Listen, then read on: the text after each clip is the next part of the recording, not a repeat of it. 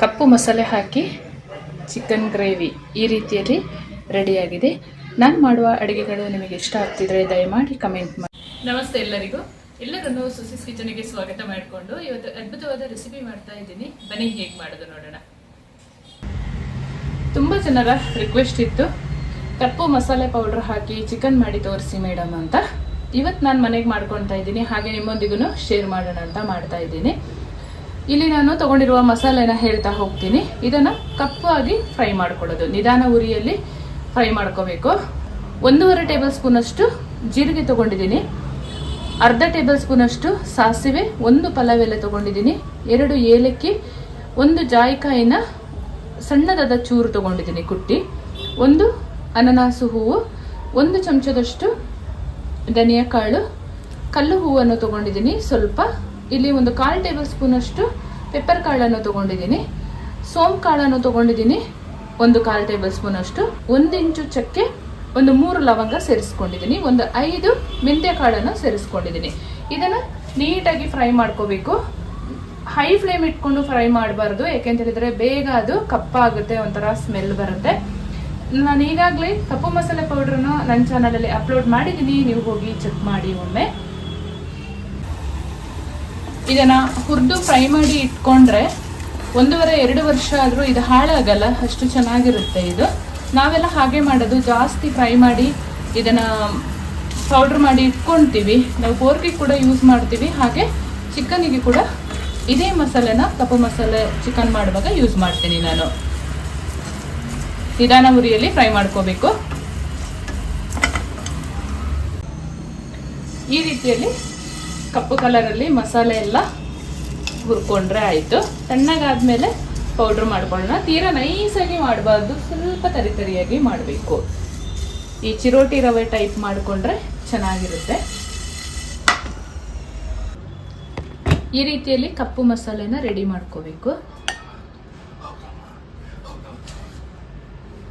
ಇಷ್ಟು ತರಿತರಿಯಾಗಿ ಮಾಡ್ಕೊಂಡ್ರೆ ಆಯ್ತು, ತೀರಾ ನೈಸಾಗಿ ಮಾಡ್ಕೋಬೇಡಿ. ಕಪ್ಪು ಮಸಾಲೆ ಹಾಕಿ ಚಿಕನ್ ಮಾಡ್ಕೊಳ್ಳೋದಕ್ಕೆ 1.5 kg ಅಷ್ಟು ಚಿಕನನ್ನು ತೊಗೊಂಡಿದ್ದೀನಿ. ಮಾಮೂಲಿ ಚಿಕನನ್ನೇ ಯೂಸ್ ಮಾಡ್ತಾ ಇದ್ದೀನಿ, ಸ್ಕಿನ್ ಔಟ್ ಏನು ಯೂಸ್ ಮಾಡ್ತಾ ಇಲ್ಲ.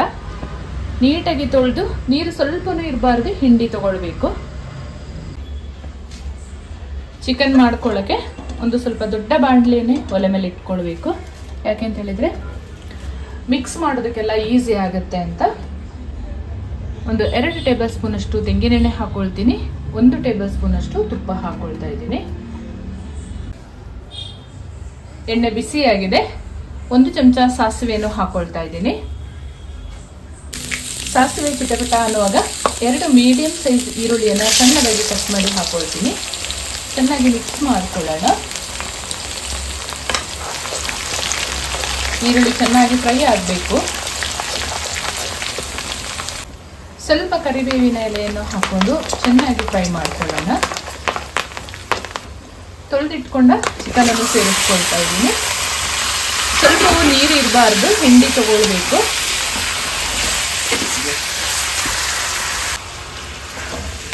ತುಂಬ ಚೆನ್ನಾಗಾಗುತ್ತೆ ಈ ಥರ ಒಂದ್ಸಲ ಟ್ರೈ ಮಾಡಿ. ನೀವು ಟ್ರೈ ಮಾಡಿ ಕಮೆಂಟಲ್ಲಿ ತಿಳಿಸೋದನ್ನು ಮರಿಬೇಡಿ.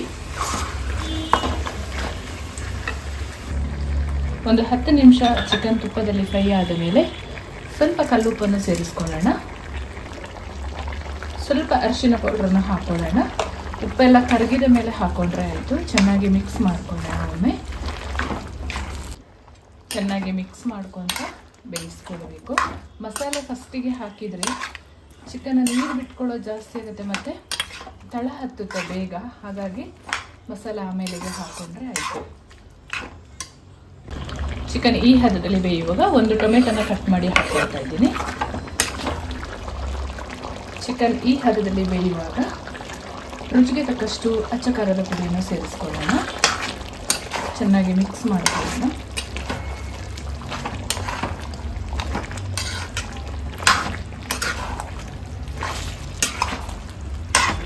ನಾವು ಅದರಲ್ಲಿ ಪೆಪ್ಪರ್ ಎಲ್ಲ ಹಾಕಿದ್ವಲ್ಲ ಮಸಾಲೆ ರೆಡಿ ಮಾಡ್ಕೊಳ್ಳುವಾಗ, ಹಾಗಾಗಿ ಸ್ವಲ್ಪ ಹಾಕ್ಕೊಂಡ್ರೆ ಸಾಕು. ಆಮೇಲೆ ಖಾರ ನೋಡಿಕೊಂಡು ಹಾಕೋಬೋದು. ಅಚ್ಚ ಖಾರದ ಪುಡಿ ಹಾಕಿ 3 ನಿಮಿಷ ಕುದಿಸ್ಕೊಂಡ ಮೇಲೆ ನಾವು ರೆಡಿ ಮಾಡಿದ ಕಪ್ಪು ಮಸಾಲೆಯನ್ನು ಸೇರಿಸ್ಕೊಳ್ಳೋಣ. ಕಪ್ಪು ಮಸಾಲೆ ಬೇಗ ಹಾಕಿದರೆ ತಳ ಹತ್ತುತ್ತೆ, ಹಾಗಾಗಿ ಚಿಕನ್ ಆಲ್ಮೋಸ್ಟ್ ಬೆಂದ ಮೇಲೆ ಹಾಕ್ಕೊಳ್ಬೇಕು. ಉರಿ ಸ್ವಲ್ಪ ಲೋ ಮಾಡ್ಕೋಬೇಕು. ಈಗ ಚೆನ್ನಾಗಿ ಮಿಕ್ಸ್ ಮಾಡಿಕೊಂಡು ಮತ್ತೆ ಒಂದು 5 ರಿಂದ 6 ನಿಮಿಷ ಲೋ ಫ್ಲೇಮಲ್ಲಿ ಬೇಯಿಸ್ಕೊಳ್ಳೋಣ. ನಮ್ಮ ಕಪ್ಪೆ ಚಿಕನ್ ಈ ರೀತಿಯಲ್ಲಿ ಫ್ರೈ ಆಗುವಾಗ ರುಚಿಗೆ ತಕ್ಕಷ್ಟು ಕಾಚುಂ ಪುಡಿಯನ್ನು ಹಾಕ್ಕೊಳ್ತಾ ಇದ್ದೀನಿ. ನಮ್ಮ ಕೊಡಗಿನಲ್ಲಿ ಸಿಗುವಂಥ ವಿಶೇಷವಾದ ಹುಳಿಯಿಂದ ಮಾಡಿರುವ ಹುಳಿ ನೀರಿದು. ಇದು ಆನ್ಲೈನಲ್ಲಿ ಸಿಗುತ್ತೆ, ನಿಮಗೆ ಬೈ ಮಾಡ್ಬೋದು. ಒಂದು 1/4 ಟೇಬಲ್ ಸ್ಪೂನಷ್ಟು ಹಾಕ್ಕೊಂಡ್ರೆ ಕರೆಕ್ಟಾಗಿ ನಮ್ಮ ಚಿಕನ್ನು ರೆಡಿ ಆಗುತ್ತೆ. ಇನ್ನು ಒಂದು 5 ನಿಮಿಷ ಲೋ ಫ್ಲೇಮಲ್ಲಿ ಬೇಯಿಸ್ಕೊಂಡ್ರೆ ನಮ್ಮ ಚಿಕನ್ ಸಾರು ನೋಡಿ ಈ ರೀತಿಯಲ್ಲಿ ರೆಡಿ ಆಗುತ್ತೆ. ಮಾಡೋದು ತುಂಬ ಸುಲಭ. ಮಸಾಲೆ ಬೇಕಾದರೆ ನೀವು ತುಂಬ ಮಾಡಿ ಇಟ್ಕೋಬೋದು, ಅದೇನು ಹಾಳಾಗಲ್ಲ. ಯಾವಾಗ ಬೇಕೋ ಆವಾಗ ನೀವು ಚಿಕನಿಗೆ ಯೂಸ್ ಮಾಡ್ಬೋದು. ನಾನು ಆವಾಗಲೇ ಹೇಳಿದೆ ನಿಮಗೆ, ಪದಾರ್ಥ ಹುರಿಯುವಾಗಲೇ ಕಪ್ಪಾಗಿ ಹುರಿಲಿಲ್ಲ ಅಂದ್ರೂ ನೀವು ಬೇರೆ ಪದಾರ್ಥಕ್ಕೆ ಬಳಸ್ತೀನಿ ಅಂದರೆ ಇದೇ ಕ್ವಾಂಟಿಟಿಯಲ್ಲಿ ಸ್ವಲ್ಪ ಜಾಸ್ತಿ ಮಾಡಿಕೊಂಡು ಬ್ರೌನ್ ಕಲರ್ ಹುರ್ಕೊಂಡ್ರೆ ಆಯಿತು. ಎಲ್ಲದಕ್ಕೂ ಬಳಸ್ಬೋದು. ಆವಾಗ ಮಸಾಲೆ ಹುರಿದು ಚಿಕನಿಗೆಲ್ಲ ಯೂಸ್ ಮಾಡ್ಬೋದು ಈ ರೀತಿಯಲ್ಲಿ. ಮೇಲ್ಗಡೆಯಿಂದ ಸ್ವಲ್ಪ ಕೊತ್ತಂಬರಿ ಸೊಪ್ಪನ್ನು ಕಟ್ ಮಾಡಿ ಹಾಕ್ಕೊಳ್ತೀನಿ. ಬೇಕಿದ್ರೆ ಹಾಕ್ಕೊಳ್ಳಿ, ಇಲ್ಲ ಅಂದರೆ ಸ್ಕಿಪ್ ಮಾಡ್ಬೋದು. ಹಾಕಲೇಬೇಕು ಅಂತ ಏನಿಲ್ಲ. ಊರ ಕಡೆ ಎಲ್ಲ ನಾವು ಹೀಗೆ ಮಾಡ್ಕೊಳ್ಳುವಾಗ ಕೊತ್ತಂಬರಿ ಸೊಪ್ಪೇನು ಬಳಸಲ್ಲ. ಧನಿಯಾ ಪೌಡ್ರ್ ಹಾಕಿದರೆ ಆಯಿತು. ಕಪ್ಪು ಮಸಾಲೆ ಹಾಕಿ ಚಿಕನ್ ಗ್ರೇವಿ ಈ ರೀತಿಯಲ್ಲಿ ರೆಡಿಯಾಗಿದೆ. ನಾನು ಮಾಡುವ ಅಡುಗೆಗಳು ನಿಮಗೆ ಇಷ್ಟ ಆಗ್ತಿದ್ರೆ ದಯಮಾಡಿ ಕಮೆಂಟ್ ಮಾಡಿ. ನಿಮ್ಮ ಫ್ರೆಂಡ್ಸ್ ಆ್ಯಂಡ್ ಫ್ಯಾಮಿಲಿಗೆ ಹೆಚ್ಚು ಹೆಚ್ಚು ಶೇರ್ ಮಾಡೋದನ್ನು ಮರಿಬೇಡಿ. ಮುಂದೆ ಅದ್ಭುತವಾದ ರೆಸಿಪಿಯೊಂದಿಗೆ ಸಿಗ್ತೇನೆ. ನಿಮಗೆ ತುಂಬ ಹೃದಯದ ಧನ್ಯವಾದಗಳು. ಯಾಕೆ ಅಂತ ಹೇಳಿದರೆ ಸಮಯ ಮಾಡಿಕೊಂಡು ನಮ್ಮ ವಿಡಿಯೋನ ವಾಚ್ ಮಾಡಿದ್ದಕ್ಕೆ. Thank you so much.